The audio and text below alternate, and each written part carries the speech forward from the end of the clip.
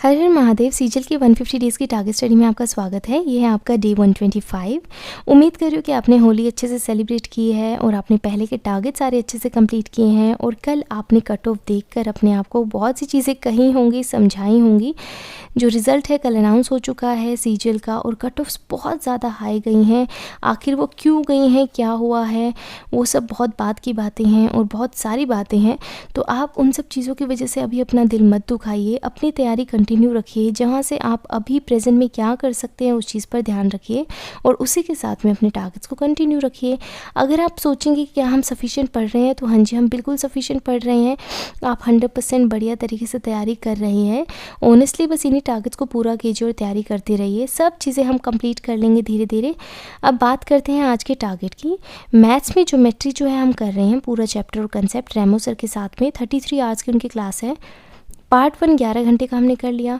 Part 2 11 घंटे 44 minutes का था। 3.5 घंटे तो हमने कल कर लिए थे। आज आपको अगले 3.5 घंटे की क्लास करनी है। स्पीड एडजस्ट करना, ध्यान से समझ लेना। अर्थमेटिक रिवीजन में आज हम टाइम एंड वर्क करेंगे। सारे कंसेप्ट, क्वेश्चन, थ्योरी सब चीज़ें हम करने वाले हैं। गगन प्रताप सर की क्लास है 1 घंटे 57 मिनट की। लगभग 2 घंटे की क्लास है। इन 2 घंटे की क्लास में सब चीज़ें कंप्लीट करवा रखी हैं। स्पीड एडजस्ट करना, सिर्फ आधी क्लास कंप्लीट करना। मैंने आपसे उस दिन भी कहा था 1-1 घंटा करके हम अर्थमेटिक रिवाइज करेंगे, ज़्यादा स्ट्रेस नहीं लेंगे। तो आधी क्लास आप कर लेना। आधी क्लास ध्यान से समझना। प्रैक्टिस के लिए मिक्स जो है हम करेंगे GD PYST 2024 का सेक्शनल टेस्ट 39।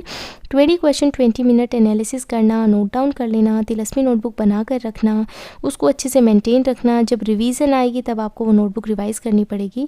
4.5 घंटे की क्लास है, इसको कंप्लीट करना। रीजनिंग में रिवीजन हमारी चल रही है। लॉजिकल रीजनिंग सारे स्टेटमेंट वाले चैप्टर्स जो हैं एक बार हमने कमल सर से कर लिए, लेकिन अब हम दोबारा से करेंगे। और दोबारा से किसके साथ करेंगे? पीयूष सर के साथ में। 3 घंटे 33 मिनट की उनकी क्लास है। अजम्पशन, कंक्लूजन, एक्शन, इन सब पे जो भी हो सकता है सारे चैप्टर आपको स्टेटमेंट वाले, लॉजिकल वाले करवा रखे हैं। आधी क्लास आप कंप्लीट करना। स्पीड एडजस्ट कर लेना, ध्यान से समझ लेना। मिक्स प्रैक्टिस के लिए CHSL PYST 2024 पर PYST 25 क्वेश्चन विद एनालिसिस करना। 1.5 घंटा आपको यहाँ पर लग जाएगा।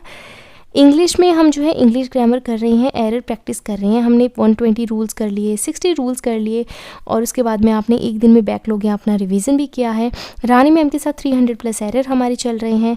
आज आपको क्या करना है? रानी मैम की 7 घंटे 10 मिनट की जो क्लास है, अगले 100 एरर्स आपको करनी है।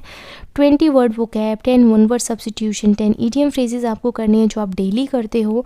और फ्रेजल वर्ब की रिवीजन हमारी चल रही है। 7 घंटे 13 मिनट की क्लास है। वो 17 वीडियोस वाली जो प्लेलिस्ट है ना, उसी में है। तो वहाँ पर आप अगले 30 मिनट की क्लास को कंप्लीट कर लेना। मिक्स प्रैक्टिस के लिए CHSL PYST 2024 के सेक्शनल टेस्ट नंबर 6 आपको करना है। 25 क्वेश्चन विद एनालिसिस करना। 2.5 घंटे आपको यहाँ पर भी लग जाएंगे, आराम से कंप्लीट करना। जीके में करंट अफेयर्स हम कर रहे हैं जनवरी से जुलाई 2024 के। 1 लाइनर कर रहे थे। हमने पहले तो जलजरा से कंप्लीट किया। जलजरा से हमने जुलाई 2024 से लेकर कहाँ तक कंप्लीट किया था?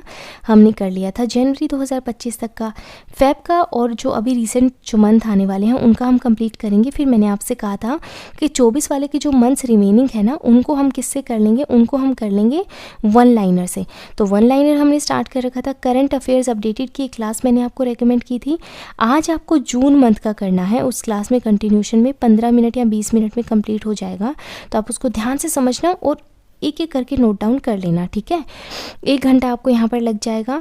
9.5 घंटे की पूरी टारगेट स्टडी आपकी होती है। कोई भी डाउट या प्रॉब्लम है तो मुझे कमेंट्स में बताना। अब देखो, आपकी होली वाले दिन की छुट्टी हो गई तो आपने रिलैक्स कर लिया। ये आपका सैटरडे का टारगेट है, यानी कि कल आप पूरा करोगे।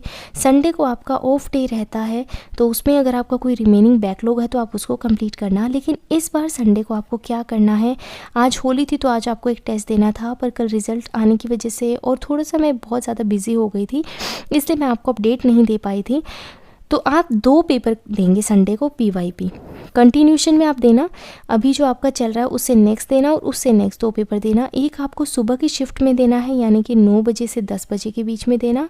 और एक पेपर जो है आपको दोपहर या शाम की शिफ्ट में दे देना, जो आपको सही जचती है या आपको लगता है कि उस टाइम मैं दे सकता हूँ, घर में शांति होती है, तो आप कोशिश करना कि आप 4 से 5 बजे के बीच में दे लो, या फिर आपको लगता है तो 2 से 3 बजे के बीच में।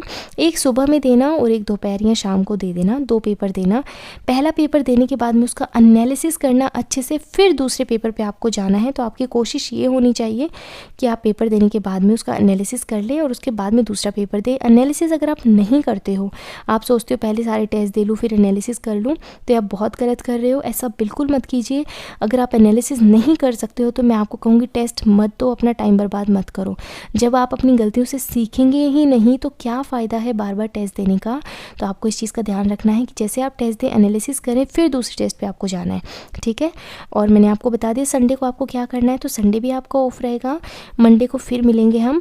और रिज़ल्ट वगैरह का ज़्यादा मत सोचना, बस अभी जो तैयारी कर रहे हो उसको कंटिन्यू रखो। कोई और आपको प्रॉब्लम है तो मुझे कमेंट्स में बताना। एक मेरे पास हो रहा है था कि दी तिलस्मी नोटबुक ना एक बार आप हमें दिखा दो, कन्फ्यूज़न होती है तिलस्मी नोटबुक की। तो मैंने एक शॉर्ट वीडियो ऑलरेडी अपलोड कर दी थी आप सबके लिए, लेकिन अभी मैं आपको एक बार फिर से दिखा देती हूँ। तो ये तिलस्मी नोटबुक मेरी है जिसको मैंने मेंटेन किया था। आप देख सकते हैं मैं जो जो टेस्ट देती थी ना इसमें मैं नोट डाउन कर लिया करती थी। तो यहाँ पे मैंने सारी चीज़ें नोट डाउन की, जिस क्वेश्चन में मुझे प्रॉब्लम आती थी। जैसे कि देखिए यहाँ पर मैंने नोट डाउन किया हुआ है डायग्राम के साथ में, कुछ फॉर्मूलाज मैं नोट डाउन कर लेती थी। जिस चीज़ में मैं मिस्टेक करती थी वो चीज़ें मैं नोट डाउन करती रहती थी। तो आपको भी ऐसे ही करना है। जब आप टेस्ट दें, कौन से डेट का दे रहे हैं, कौन से ईयर का दे रहे हैं, वो आपको रखना है। उसके बाद में आपको नोट डाउन कर लेना है। और चाहे रिपीटेड आपसे मिस्टेक हो रही हो कि एक ही क्वेश्चन में आप बार बार मिस्टेक कर रहे हो, अगर आप बार बार एक ही क्वेश्चन में मिस्टेक कर रहे हो तो उसको भी आप नोट डाउन करो। तो ये मेरी नोटबुक थी जिसको मैंने एग्ज़ाम टाइम पे बहुत बार रिवाइज़ किया, कम से कम 6-7 बार रिवाइज़ किया होगा, और मेरी बहुत ज़्यादा हेल्प हुई। आप देख रहे हो पूरी जर्नी में मैंने जितने टेस्ट दिए होंगे, मैंने उन सबको कोशिश की कि मैं सबको नोट डाउन करूँ। जहाँ जहाँ मुझसे गलती होती थी, कोई फॉर्मूला आ जाता था तो मैं उसको यहाँ पे नोट डाउन कर लेती थी और उसके बाद में यहाँ से पढ़ती रहती थी। अब इससे क्या होता है, पूरा टाइम में जो जो आपसे गलतियाँ हुई, जो क्वेश्चन आपसे नहीं बने, जिस क्वेश्चन में आपको टाइम ज़्यादा लग गया, आपने स्किप कर दिया, उन सबको आप नोट डाउन करोगे। अब आपके पास एक क्रक्स है कि पूरी प्रिपरेशन के दौरान किन क्वेश्चन में मुझसे गलती हुई थी, मुझे कहाँ इंप्रूवमेंट करना है। तो ये नोटबुक जो है ऐसे आपकी हेल्प करेगी। तो आप तिलस्मी नोटबुक को अच्छे से मेंटेन करना। आई होप जो तिलस्मी नोटबुक के रिगार्डिंग आपको डाउट थे वो आपके क्लियर हो गए हैं। अब अच्छे से पढ़िए और अपना ध्यान रखिए। टारगेट को अच्छे से कंप्लीट करना। कोई भी डाउट या प्रॉब्लम है तो मुझे कमेंट्स में बता देना। हर हर महादेव।